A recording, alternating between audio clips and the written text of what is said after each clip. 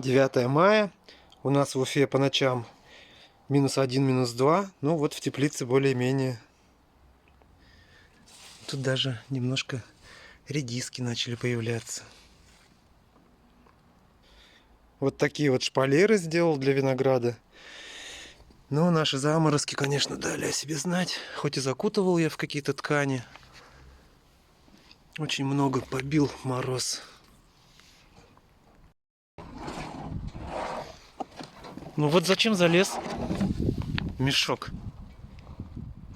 Хорош, хорош. Сейчас налью. Кс-кс. Симба, Симба. Кс-кс-кс. Не до меня.